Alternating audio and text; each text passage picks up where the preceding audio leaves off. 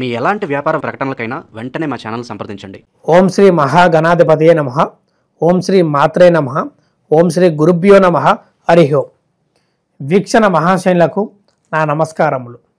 ఇప్పుడు రాశి చక్రములో చివరి రాశి అయిన 12వ రాశి మీనరాశి వారికి ఈ యొక్క ఆగస్టు మాస ఫలితాలు ఏ విధంగా ఉండబోతున్నాయి, ఎటువంటి గ్రహస్థితులు వీళ్ళకి కలగబోతున్నాయి, ఎటువంటి జాగ్రత్తలు తీసుకోవాలి, చేయదగినవి చేయకూడనివి, ఏది చేయగలిగితే వీళ్ళకి అన్నిట సుఫలితాలు కలుగుతాయి, ఎలాంటి పూజ కార్యక్రమం చేసుకోవాలి, ఎటువంటి దానాలు చేయాలి, స్తోత్రం పారాయణం చేయాలి అనే విషయాలు ఇప్పుడు మనం తెలుసుకుందాం. మీనరాశి అనగా పూర్వభాద్ర 4వ పాదం, ఉత్తరాభాద్ర 1, 2, 3, 4 పాదములు, రేవతి 1, 2, 3, 4 పాదములు. ఈ యొక్క రాశి యొక్క అధిపతి గురుగ్రహము మరియు వీరి యొక్క తత్వం జలతత్వం. అదే విధముగా స్వభావ రాశి అని మనం చెప్పుకోవచ్చు.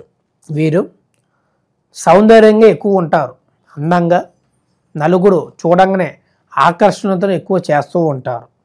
మరియు వీరిలో భావోద్వేగాలు ఎక్కువగా ఉంటాయి. వీరు అనుకున్నది అనుకున్నట్టు సాధిస్తారు.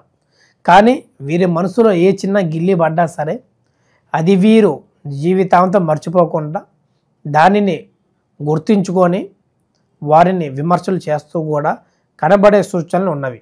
వాటిని జాగ్రత్త చేసుకొని వీళ్ళని మంచి చేసుకుంటే వాళ్ళకే ప్రయోజనకరంగా కనబడుతున్నది. కానీ తినే విషయంలో పదార్థాలతో జాగ్రత్తగా ఉండాలి. దొరికిందల్లా తినటం కాదు, కొంత దాచుకోవాలి, కొంత వదిలేయాలి. ప్రతిదీ తినటం వల్ల ఒబేసిటీ, ఉన్నదానికంటే ఎక్కువ లావు అయిపోవటం, లేదా తినే ఫుడ్ ఒంటికి పడకపోవటం, ఈ యొక్క వాతావరణ మార్పు వల్ల ఈ యొక్క మాసంలో జ్వరాలు, తలనొప్పి, జీర్ణశక్తి లాంటి ఇబ్బందులు వీరికి ఎదురయ్యే అవకాశం చాలా వరకు ప్రాధాన్యంగా కనబడుతున్నది. దానివలన తినేదానికి ఇంట్లో ఫుడ్ ఎక్కువ ప్రాధాన్యత ఎక్కువ ఇవ్వండి బయట దానికంటే. ఏదైనా యోగా లాంటిది, బ్యాడ్మింటన్, క్రికెట్ వంటి ఆటలు ఆడటం వల్ల ఒంట్లో ఉన్న ప్రతి అవయవం కూడా పని చేయగలిగితేనే మీరు ఫిట్గా ఉండే అవకాశం ఉన్నది. ఈ మధ్య కంప్యూటర్ ముందు కూర్చోవడం, వాటికి నిమిత్రాలు అయిపోవటం, బద్ధకం అయిపోవడం అంటే చేస్తూ ఉంటారు. అలా కాకుండా చాలా వరకు వాటికి దూరంగా ఉంటూ ఈ యొక్క యోగాకి, ఎక్సర్సైజులకి ప్రాధాన్యత ఎక్కువ ఇవ్వండి. మరియు ఈ యొక్క నెలవారికి, ఈ యొక్క రాశి వారికి ఏ విధంగా ఉందో చూడగలిగితే ఆకస్మిక ధన ప్రాప్తి అనేది వీళ్ళకి కలగబోతున్నది.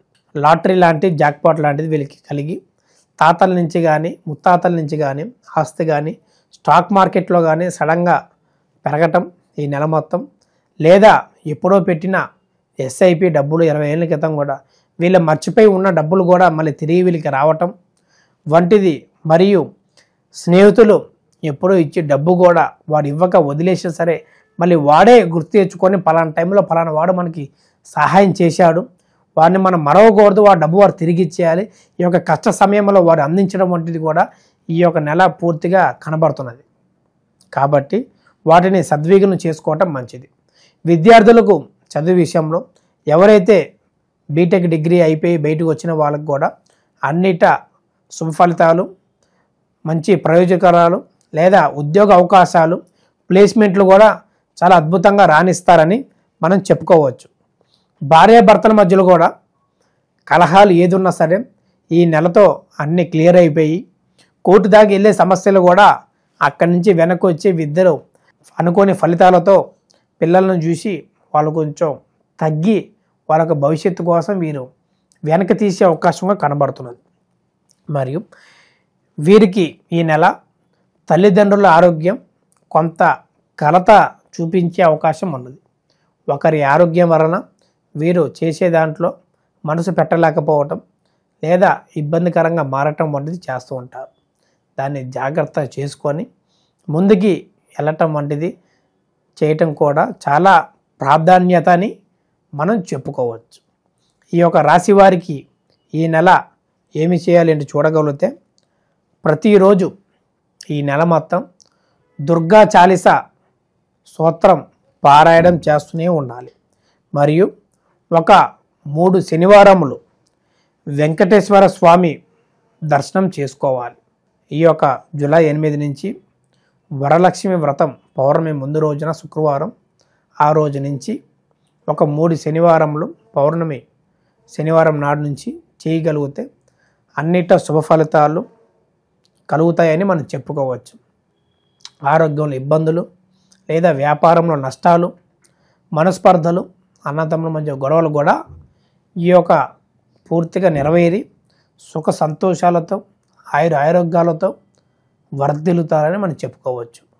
శుభం. లోకా సమస్త సుఖినో భవంతు.